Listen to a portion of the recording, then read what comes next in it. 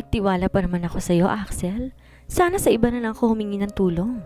Nanghihinang wika ni Ana sa kaibigan na makauwi na sila sa bahay nito. Kagagaling nila sa barangay hall kung saan dinala ng mga kagawad si Lorenzo pagkatapos ng ginawa nito kay Francis. Muntik na nga sana itong mapablotter kung di lang daw pinsan ni Axel. Ang mga magulang daw kasi ng kaibigan niyang dahilan kung ba't umunlad ng gano'n ng paraiso. Dati isa lang tong liblib na isla na kinatatakutang puntahan ng mga tao. Puro mga kubo pa raw ang bahay dito noon, tapos wala pang kuryente o kahit satellite. Bilyon daw ang ginastos ng mga magulang ni Axel para mapaunlad tong lugar at mabigyan na maginhabang buhay ang mga tao rito. Bukod sa mga magulang ni Axel, nagbigay din ng malaking tulong ang mga magulang ni Lorenzo at kaibigan ng mga to. Sila rin daw nagtanggol sa paraiso ng lusubin to ng masasamang loob. Nang dahil doon kaya't inabswelto muna si Lorenzo. Mabuti na lang din mabait ang kapitan kaya't di na nito pinanalapa ang nangyari. Pero kapag umulit na ulit ang binata, i-report na to sa mga pulis. Lalo na kapag nanggulo ito sa islang yon. I said I'm sorry. Sinabi ko naman sa iyong sundan niya lang ako kasi nagdududa na siya sa akin na baka ako nagtatago sa iyo. Kasi wala naman daw ibang pwedeng tumulong sa iyo na kaya kang itago na matagal. Paliwanag ni Axel. Kung san-san ka kaya hinanap niyan. Bahagyan itong sinilip ang pinsan na nasa sala habang nasa kusina naman sila. Kahit ayaw man ni Ana isama sa bahay na yon si Lorenzo, wala rin naman siyang magagawa dahil bahay yun ni Axel at di nito kayang pabayaan sa lugar na yon ng pinsan. Silang tatlo ni na Jason at Amelie. Nag-hire pa nga sila ng mga private investigator mula sa agency ni Nathan para lang mahanap ka at magagaling ang mga binigay sa kanila ng kapatid nila. So kahit sinundan man niya ako o hindi, mahahanap ka pa rin nila. Bagsak ang balikat. Umupo sa silya si Ana. Sorry, hindi ako dapat nagalit sa iyo kasi alam ko naman kakampi kita rito. Kapag kuwa'y mahinahong wika niya nang tumingala siya sa kaibigan. Di ko na talaga kaya pang humarap sa kanila, kahit kay Lorenzo. You know I won't let you down. Kahit mga minsan at best friend ko pa si Lorenzo at Jason. Seryosong tura ni Axel nang umupoto sa katabi niyang upuan. At di ko rin kayang makita ka nasasaktan at naguguluhan. Gusto kong maliwanagan ka na sa mga nangyari. Kaya naisip ko na baka tama lang na nasundan ako dito ni Lorenzo para malaman mo ng totoo. Para di ka naguluhin ng mga question marks dyan sa isip mo. Napasimangot si Ana. Sinaman niya ng tingin ng kaibigan nang ningilingon siya. Hindi nga ikaw nagdadala sa kanya rito. Pero okay lang pala sa'yo na magkita kami. Di ba ikaw nagsabi sa akin noon na lumayo muna? Dahil alam kong gulong-gulo pa ang isip mo noon at masyado ka pang nasasaktan. Hindi ka pa handa na pakinggan sila. Puno ng kaseryosohan pa rin na sagot ni Axel. But it's been 6 months, Ana. Hindi naman sa ayaw ko nang nandito ka sa rest house ko pero hanggang kailan ka magtatago rito? Hanggang kailan mo sila iiwasan? Hindi naman po pwedeng habang buhay man tatakasan ng katotohanan, di ba? Saglit na natigilan dahil alam niyang may point din ng kaibigan niya. Pero bakit siyang kailangan pumunta rito? Naguguluhan nilingon niya si Axel. You mean, bakit hindi si Jason? Sagot ni Axel. Because Lorenzo is the one who truly loves you. Siya rin ang totoong dream boyfriend mo at hindi ang kapatid niya. Siya ang palagi mo nakakita sa TV o sa mga magazine. Siya rin ang binatiro nagligtas sa'yo noon na muntik kang malunod sa swimming pool. But he couldn't have the heart to tell you about it. Lalo na nung nalaman niya na kay Jason ka patay na patay. Axel sighed. Ito ang kwentong matagal ko nang gustong sabihin sa'yo pero ayaw mong pakinggan. Napatulala si Ana. Di niya alam anong magiging reaksyon niya sa mga nalaman mula sa kaibigan. And she knew he was telling the truth. Nakikita niya yon sa mga mata ni Axel. Parang bomba na sumabog sa harapan niya ang mga natuklasan. Jason is a private person. Medyo mahiyain din kumpara kay Lorenzo. Allergic yun sa camera. Dagdag pa nito na medyo natawa na. Pero dahil kailangan yun paminsan-minsan siya sa promotion ng kumpanya, si Lorenzo ang hihingi ng pabor para magpa-interview, lumabas sa TV at ma-feature sa mga magazine. At mga bata pa lang sila, ganun ang ginagawa nila. Silang dalawa kasi talagang magkamukha kahit mga magulang nila minsan nahihirapan i-recognize sila. Masyadong mahal ni Lorenzo ang kapatid niya kaya't palagi niyang pinagbibigyan. Di rin naman kasi siya matiis sa Jason pag may hinihingi siyang pabor. Ganon kasolid ang dalawang yon. Naloko na pala nila ako noon pa man. Di alam ni Ana kung magagalit or matatawa na lang. Dahil kanina man siya magagalit, siya tong tatanga-tanga. Buong buhay ko akala ko talaga Si Jason ang lalaking pinapangarap ko. Kaya pala gano'n na lang nararamdaman niya kapag nakikita si Lorenzo. Dahil ito pala talaga ang totoong nakilala ng puso niya. Masyado lang siyang naniwala na ang pangalang Jason ang nagmamayari ng mukha na yon. Simulat sa pool pala wala naman talaga sa eksena si Jason. Hanggang pangalan lang. I know hindi akong dapat nagsasabi sa'yo ng lahat ng to, Ana. Pero ayaw mo naman kausapin si Lorenzo. Sabi pa ni Axel. Totoong kakampi mo ako dahil hindi rin ako pabor sa ginawa sila sa iyong panloloko. In fact, ilang beses ko rin silang pinagsabihan noong tumigil na. At sabihin sa iyong totoo. Nakinig din sa akin si Lorenzo nung una. Yun yung time na umalis siya sa bahay ni Jason sa Taguig at nagtago sa ride and fall. Hindi daw niya kayang lokohin ka. Hindi rin daw niya kayang araw-araw mo siyang kasama pero si Jason daw bukang bibig mo. Pero nung sundan mo siya doon, he asked me a favor. Hayaan ko lang daw muna makasama ka niya kahit saglit lang. Mahirap daw kalabanin ng puso niya eh. Tama na please. Sinapo ni Ana ang ulo niya. Para na yung sasabog sa dami ng mga natuklasan niya. Parang di na kayang iproseso pa ng utak niya. At higit sa lahat, masyado nang mabigat sa dibdib ang mga sinasabi ni Axel. Alam naman niya na kailanman di nito kaya magsinungaling sa kanya. Pero nahihirapang maniwala ng puso niya hanggang ngayon. Naguguluhan at nasasaktan pa rin. Tumango si Ana at tumingin sa kaibigan. I'm sorry Axel pero gusto ko na sana magpahinga. Napagod ako sa mahabang paglalako ng danggit at mga kasoy, pagdadahilan niya. Sandaling tinitigan lang siya nito bago gumuhit ang ngiti sa mga labi nito. Kung bakit kasi ginagawa mo pa rin yun kahit di naman na kailangan. Di naman pinapabayaan ni Amelia ang magulang mo. Simula nang umalis ka siya na nag-alaga sa nanay at tatay mo. Di naman lingid kay Ana ang bagay na yun. Kaya nga siguro nakatagal siya na wala sa poder ng mga magulang niya eh. Dahil kahit sa kabila ng mga kasalanan sa kanya ni Amelie, gusto pa rin niya tong bigyan na makasama sina Nanay Jemme at Tatay Dante. Gusto niyang masolo muna to ng kanilang mga magulang para naman makabawi ang ama't ina niya sa mga nagawa nito sa kakambal niya. At hindi ka naman magugutom dito sa isla dahil binibigyan naman kita ng pera, dagdag pa ni Axel. Totoo na malaking halagang pinapadala nito sa kanya buwan-buwan kahit todo tangga si Ana. Pero hindi alam ni Axel hindi kahit piso wala siyang ginasa sa mga perang yon. Nakatabi lahat yon dahil nahihiya siya. Di naman siya nito obligasyon eh. Magagalit lang to kapag sinabi pa niya yon kaya inilihim na lamang niya. Kailangan ko rin mag-ipon para sa pagbabalik-balik eskwela ko.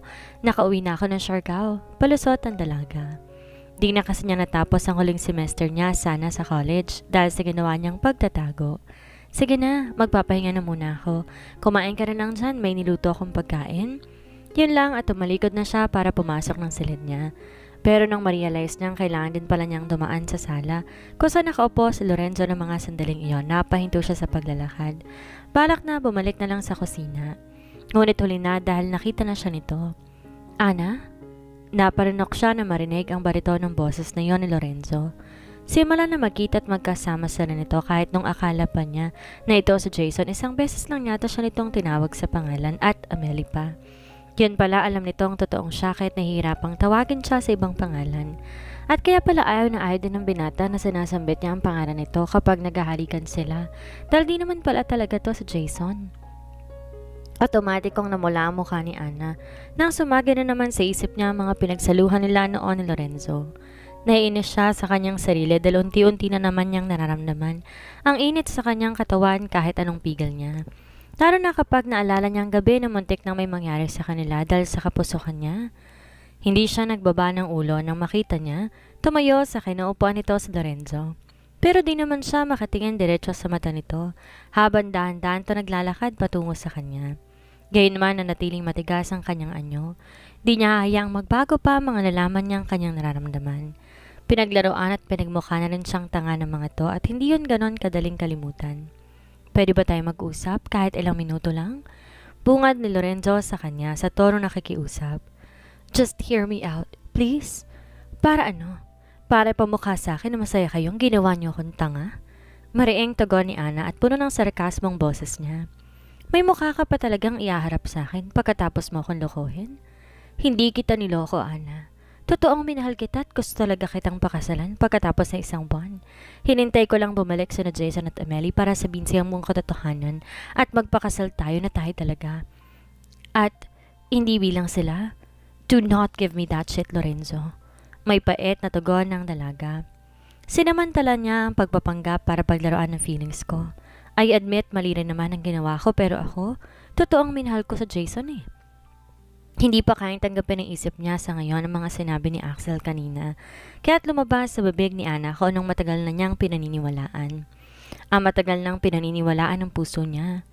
Bumakas ang sakit sa mga mata nito nang tumingin sa kanya. I'm sorry kung akong nandito.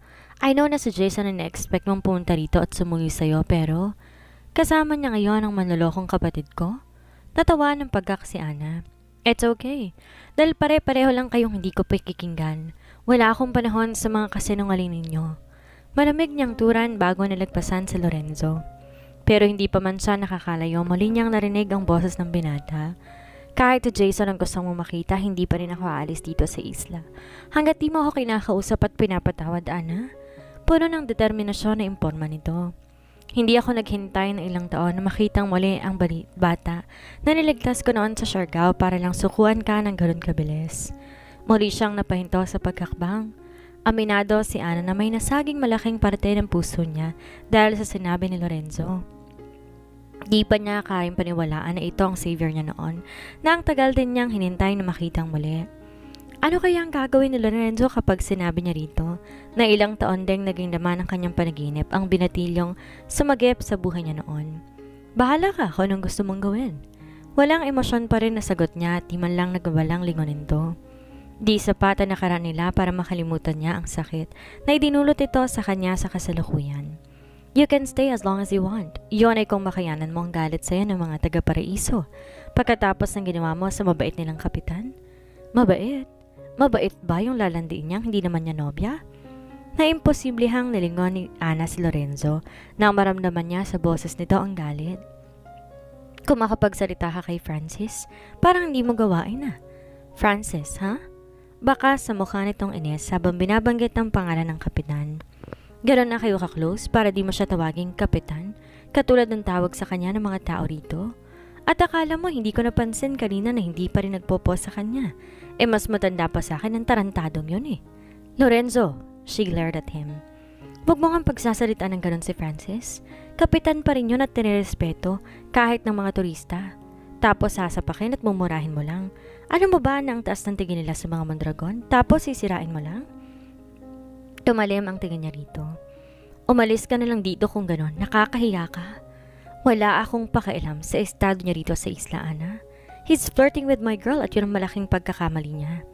Correction, Lorenzo. I am not your girl. Lalo siyang nagalit sa walang habas na pangaangkin nito sa kanya na para bang pag-aari talaga siya nito. Baka nakalimutan mo na tapos na ang pagpapanggap natin noon. Wala ka ng karapatang pigilan akong harapin ang sino mang lalaking gusto kong pakisamahan. Do you think I will allow you to be close with other men like that? Lorenzo chuckled bago tutuluyan na tawid ang distansya nilang dalawa. You know me, Ana. Kahit kaibigan o kapamilya ko, hindi ko pinapayagan na makalapit ng ganon sa babaeng gusto ko. Kahit itanong mo pa kay Axel kung anong mangyari sa kanya dahil sa pagtatago niya sa'yo. Anong ginawa mo sa kanya? Di makapaniwalang tumingin siya sa binata. I'm sorry, Ana. Pero kailangan ko na palang bumalik sa Manila. Si Axel ang sumagot nang bigla itong lumabas mula sa kusina. Mukhang kanina pa to nagkukubli lang at nakikinig sa mga pinag-uusapan nila ni Lorenzo. May bigla ang laban na kailangan kong puntahan. Walang ibang racer na makakasama ang team ko. Anong... Di na siya napakinggan ng kaibigan niya dahil tuloy-tuloy itong pumasok ng sariling silid.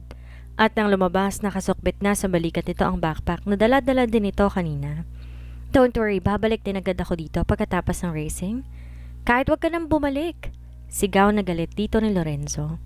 Tinawanan lang to ni Axel. See you, cuz? And I'll make sure na ikaw naman nasisingilin ko. Hayop ka? Naguguluhan nagpalipat-lipat ang tingin ni Ana sa magpinsan habang nag-uusap.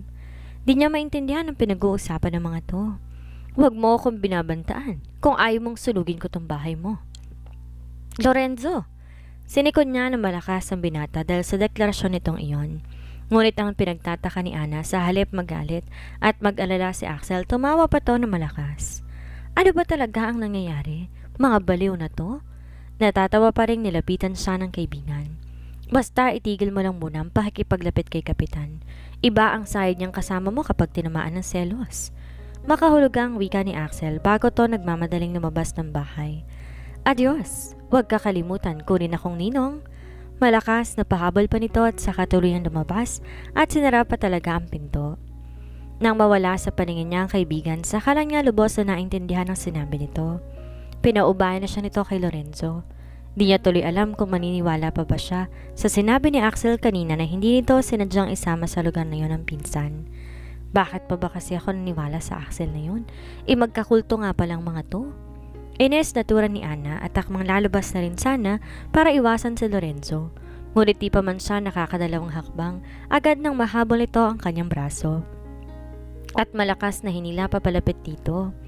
Nang dahil doon kaya't bumangga ang katawan niya sa matigas itong dibdib. Ana sucked her breath nang maramdaman niya ang paghapit ng mga braso ni Lorenzo sa kanyang bewang. You heard Axel, right? Kaya wag mong subukan na makipaglapit sa kapitan na yun kung ayaw mong masira ang buhay ng taong yun. Pabulong pero may diin na imporma nito sa kanya habang gahibla na lang pagitan ng kanilang mga mukha. Di agad nakakibos si Ana dahil natetensyon na naman ang sistema niya dahil kahit ang kanilang mga labi magkahalos magkadikit na.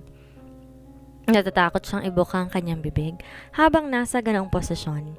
Dahil naalala niya noon na kapag ganon ang ginagawa niya, palagi yung nauuwi sa paghalik sa kanya ng binata. Ngunit hindi dahil nanahimik siya. Hindi ibig sabihin noon tinigilan na rin siya ni Lorenzo. Bagkus, naramdaman niya na lalo pa siya nitong hinapit papalapit dito. Dikit na dikit ang kanilang mga katawan, kahit ang hangin nahihirapan ng dumaan. Damang-dama ni Ana ang init ng katawan ni Lorenzo at amoy na amoy niya ang mabango nitong hininga. At bago pa man siya maradarang at pilit na nilabanan ng dalaga ang kanyang nararamdaman. Huwag mo akong tinatakot, Lorenzo.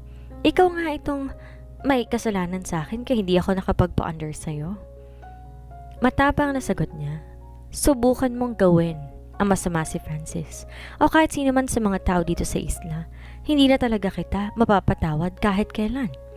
Para namang natauhan si Lorenzo sa sinabi nga ni Ana, kaya naramdaman niya ang unti-unting pagluwag ng mga braso nito na mahigpit na nakayapos sa kanyang katawan. Ano? Gulat na binalingan ni Ana si Lorenzo matapos itong sabihin na hindi raw talaga ito aalis ng isla hanggat di nakakuha ang kapatawaran.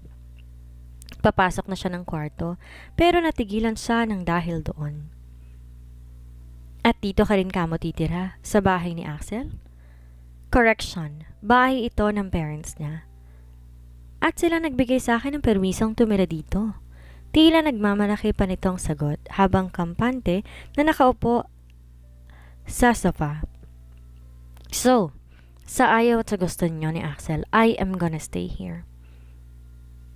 Naninggit ang mga mata ng dalaga. Nalingaling sabihin niya sa kumag na to kung gano'n naman pala. Siya na lang aalis at lilipat na ibang matitirhan. Pero saan naman? Oo nga't marami na siyang kakilala at naging kaibigan sa lugar na iyon. Pero nakakahiya pa rin kung makikitira siya sa mga ito. May mga lodging inn na rin sa isla pero sayang naman kung magbabayad pa siya. Nag-iipon pa nga siya para sa susunod na pasukan. Ayaw din niyang galawin ang mga binigay sa kanya ni Axel. Tsaka isa pa, sa kanya pinagkatiwaran ng kaibigan ng bahay na iyon. Anumang mangyayari siyang responsible kahit na hindi naman yon sinabi ni Axel.